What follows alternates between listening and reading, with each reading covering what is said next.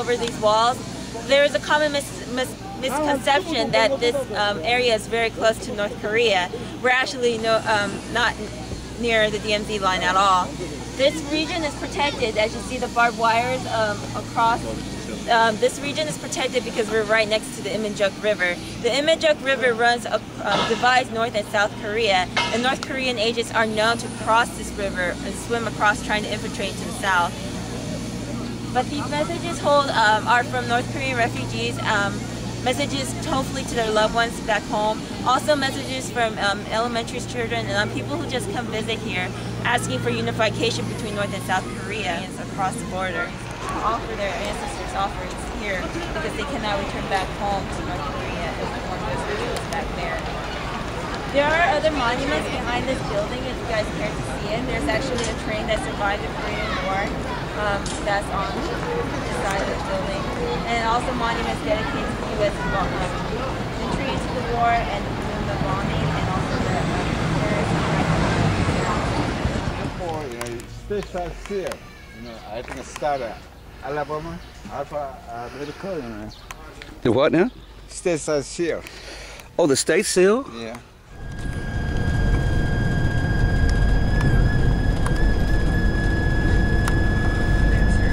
Actually, the founder of this observatory, the symbol, he is actually the founder of this observatory. Sorry, I had to repeat myself. He was one of the leading members in trying to unify North and South Korea in the beginning after the war. So he has made a lot of movements, and he actually he was respected both by the North and South Koreans, and he chose to actually go to North Korea and spend the rest of his life there. They respected him enough to not persecute him, and he lived there till his dying day. So he was well respected, and he wasn't messed with in North Korea because he was so respected. Next to us is actually an example of what the South's borderline and the ground mark of the Kijong-dong of North Korea to this place is Imjin River and it joins Han River in front of the observatory and flows to the West Sea at a distance of 14 kilometers. Thirdly, when looking at roads and transportation systems for North Korean residents and soldiers, all the roads are not paved, and there are rarely any cars, possibly due to the gasoline shortage, so most people ride bicycles or walk. Fourthly, rice or corn are the main crops in agricultural operations, yet the average transportation compared to South Korea. Although South Korea has given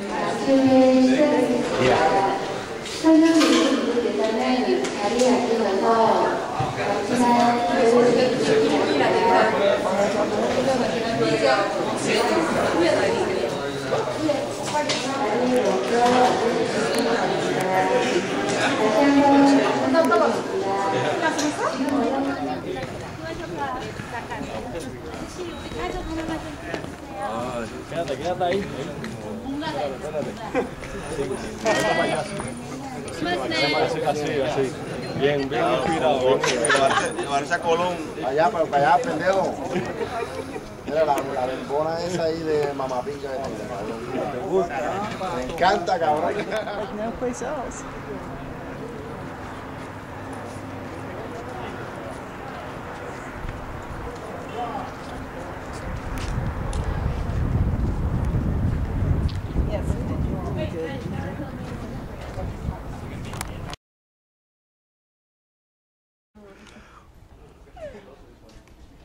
We love downtown Brown. What do you mean the one at the top?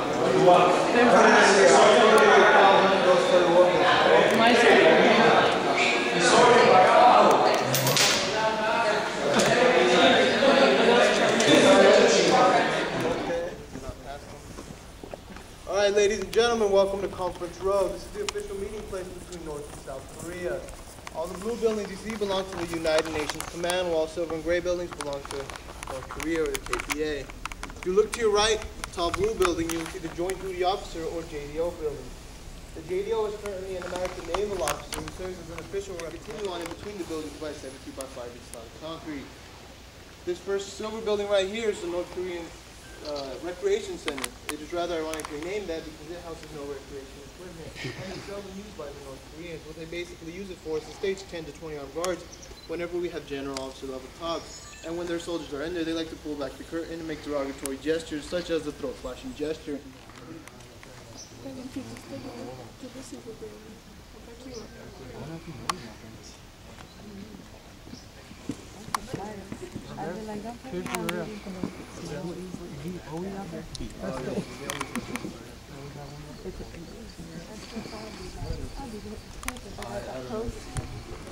Please do not set anything on the furniture, do not sit on the furniture, and do not touch the rock soldiers.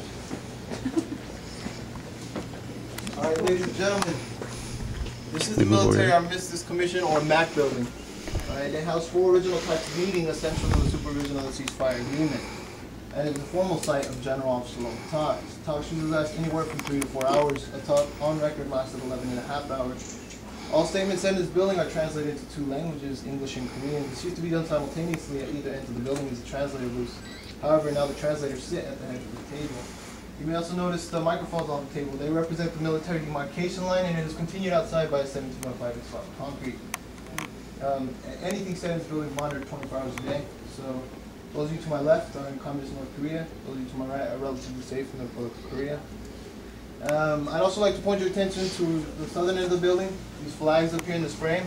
There used to be a miniature shelf there, with miniature silk flags. However, in March of 2001, when former President George W. Bush met with former President of the Republic of Korea, Kim Daeseong-dong, at approximately the same time they were shaking hands, the JDO walked to the camera as 2 North Korean soldiers proceeded to polish their boots with the American flag and blow their nose with the South Korean flag. Therefore, it was taken down and replaced with the frame to present a harder target.